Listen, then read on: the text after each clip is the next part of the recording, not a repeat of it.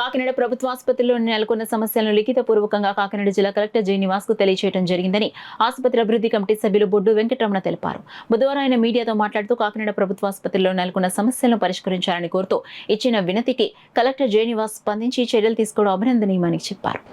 కాకినాడ ప్రభుత్వ ఆసుపత్రిలో లిఫ్ట్లు పనిచేయడం లేదని, రెండోదేమో ఒకే స్ట్రక్చర్ మీద ఇద్దరేసని, రెండోది వీల్ చైర్స్ లేవని, తర్వాత మన ఏసీ మిషన్లు పనిచేయడం లేదని, పీడియాట్రిక్, గైనకాలజీ ఇప్పుడున్న సూపరింటెండెంట్ గైనకాలజీ ఆవిడ హెచ్ఓడి, ఆవిడ మేడమ్ గారు, ఆవిడ సూపరింటెండెంట్, అదేవిధంగా కార్డియాలజీ ఇవన్నీ కూడా పనిచేయడం లేదని చెప్పి పత్రికల్లో వార్తలు రావడం జరిగింది.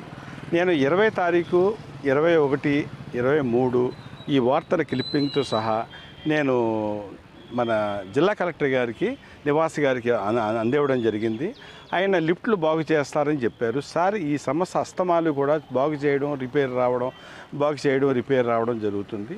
శాశ్వతమైన పరిష్కారం చేపట్టండి, సూపరింటెండెంట్ పిలిపించి మాట్లాడండి అంటే ఆయన ఉత్తర్వులు జారీ చేశారు, పిలిపించారు. వీల్ చైర్స్ ఇవన్నీ కూడా పెట్టాలని.